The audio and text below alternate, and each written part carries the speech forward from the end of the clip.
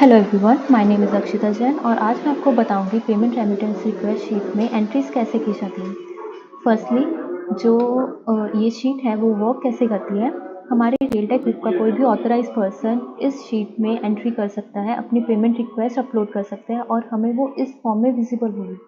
इसमें वो अपनी कोई वेंडर पेमेंट या नॉन वेंडर पेमेंट की रिक्वेस्ट अपलोड कर सकता है, वेदर इट इज़ रेगुलर और urgent, it is dependent upon them. और यहाँ पर फर्म का नेचर भी डिफाइन है कि वेदर इट इज़ फ्रॉम रेलटेक, रेलफेब और इनोवटेक। तो हमें इस शीट में देख के पता चल सकता है कि हमें कौन सी पेमेंट अर्जेंटली या रेगुलर बेसिस पे करनी है। जो कि आज की डेट में ड्यू है वो हमें हाईलाइट होकर शो हो जाती है। तो हम उसके बेसिस पे डिसाइड करते हैं कि हमें कौन सी पेमेंट करनी है। तो फर्स्टली जैसे यहाँ पर एग्जांपल लूँ मैं, लक्ष्मी आयरन ट्रेडर की एक रिक्वेस्ट अपलोड की गई है। तो यहाँ पर आपको 3 कॉलम्स शो होंगे। First it is expected date column, second it is response column और third it is link column. ये मेन 3 लिंक है जिसके थ्रू हम रिक्वेस्टर को कम्युनिकेट कर सकते हैं कि उनकी पेमेंट कब होगी through this column expected date. और जब हम उनकी पेमेंट कर देते हैं तो हम उनको इस रिस्पॉन्स कॉल जो ये लिंक है इसके थ्रू हम कम्युनिकेट करते हैं उसका evidence which is required for them to communicate with vendors. तो फर्स्टली जैसे हम ये इसके एग्जांपल लेते हैं लक्ष्मी आयरन ट्रेडर की। तो यहाँ पर हमें कॉलम शो हो रहा है एक्सपेक्टेड डेट। एक्सपेक्टेड डेट पर जब हम कर्सर करते हैं तो यहाँ पर एक फॉर्म खुल जाएगा जो कि है Google form for accounts and finance payment remittance expected date. यहाँ पर हम पासवर्ड फिल करेंगे। पासवर्ड फिल करने के बाद हमें ये गूगल फॉर्म शो होगा। इसमें हम डालें, जैसे आप देख सकते हैं यहाँ पर ऑटो फिल किया गया है जो भी इंफॉर्मेशन वहाँ पर थी। यहाँ पर ईमेल आईडी शो होगी जो रिक्वेस्टर है उनकी। सेकंड सीरियल नंबर ये ऑटो फिल होता है और वेंडर और अमाउंट ये जो रिक्वेस्टर ने अपलोड की जाती है। जैसा कि यहाँ पर देख सकते हो लक्ष्मी आयरन ट्रेडर और अमाउंट, ये वो वाली अमाउंट शो की जाएगी।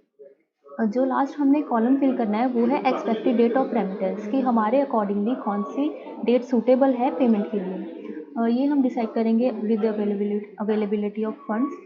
जैसे कि यहाँ पर डेट आपको पूरा कैलेंडर शो होगा। हमारे अकॉर्डिंग आज डेट है 22 अक्टूबर और आज की डेट में अगर फंड्स अवेलेबल हैं तो हम यहाँ पर क्लिक करेंगे, डेट सिलेक्ट कर दी, उसके बाद सबमिट करेंगे। As you can see form submit होते ही जो हमारी शीट है वहाँ पर ये जो लिंक है ये हट जाएगा और यहाँ पर एक्सपेक्टेड डेट में आपको शो हो गया है। और यही सेम चीज़ जो रिक्वेस्टर है उनके पास थ्रू ईमेल पहुँच जाएगी। तो उन्हें कम्युनिकेट हो जाएगा कि इस डेट को उनकी पेमेंट हो जाएगी। जैसा ही हम ये अपलोड करते हैं उसके बाद हमारा नेक्स्ट प्रोसीजर होता है इनकी पेमेंट करना।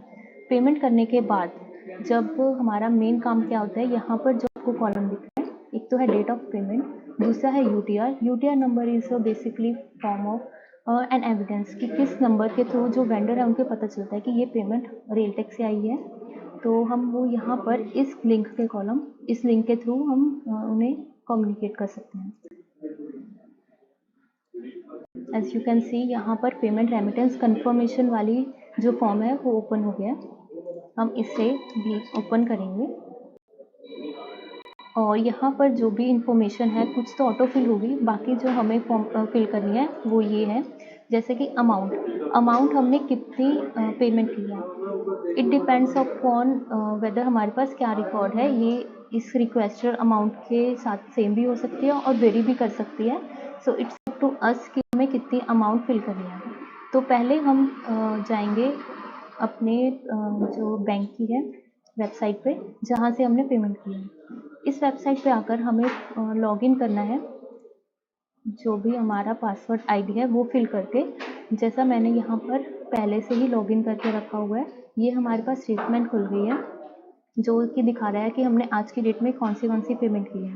तो यहाँ पर हम देखेंगे कि ये जो है कॉलम ये है लक्ष्मी आयरन ट्रेडर का, हमें जितनी पेमेंट की है, ठीक है, यहाँ पर दिख रहा है। तो हमने यहाँ इसके थ्रू हमने ये फॉर्म फिल करना है कि हमने कितनी अमाउंट की पेमेंट की है। यहाँ पर दिखा रहा है 13,96,574 की पेमेंट की गई है।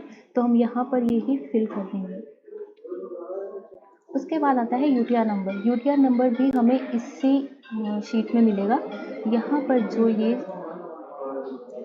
ये नंबर है ये हमारा एक एविडेंस होता है, जो वेंडर है उनके पास भी ये सेम नंबर उन्हें उनकी वेबसाइट, उनके बैंक स्टेटमेंट में विजिबल होगा, जिनके थ्रू वो डिटेक्ट कर सकते हैं कि पेमेंट रेलटेक की तरफ से आई है। तो हम इसे कॉपी करेंगे और यहाँ पर पेस्ट करते हैं।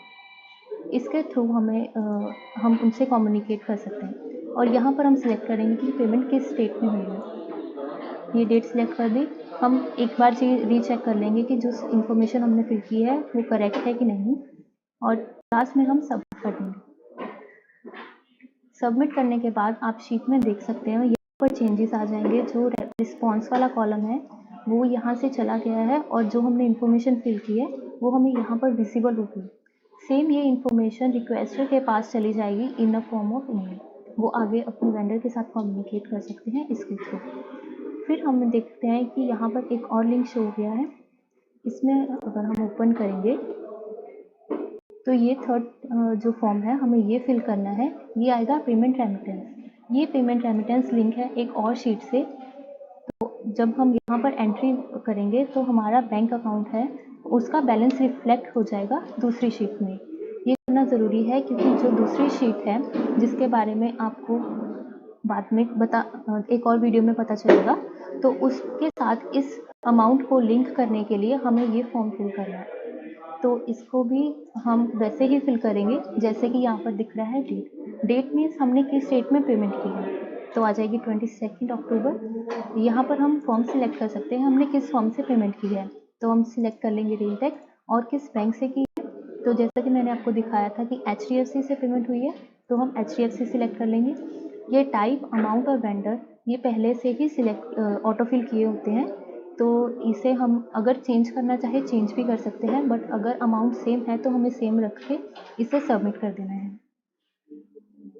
सबमिट करने के बाद हम देख सकते हैं कि यहाँ पर जो ये लिंक है ये रिमूव हो गया है। ठीक है, थोड़ा टाइम लगता है लिंक रिमूव होने में, और ये जो एंट्री है ये दूसरी शीट में ऑटोमेटिकली शिफ्ट हो जाएगी। वो शीट है दिस वन, फाइनेंस बजट। तो जैसे कि आपने यहाँ पर देखा था कि हमने लक्ष्मी आयरन ट्रेडर की पेमेंट की है इस अमाउंट से, तो इस शीट में वो ऑटोमेटिकली ये एंट्री रिफ्लेक्ट कर जाएगा, जिससे हमें पता चलेगा कि हमारे बैंक अकाउंट से इतनी अमाउंट डेबिट हो चुकी है। So this was the method to work on this sheet. इस शीट में काफ़ी डिफरेंट नेचर की एंट्रीज होती हैं, जैसे कि RM है, FC है, डिपॉजिटर है, OE है। इन सब का नेचर अलग अलग है और इन सबको करने का मेथड भी अलग अलग है।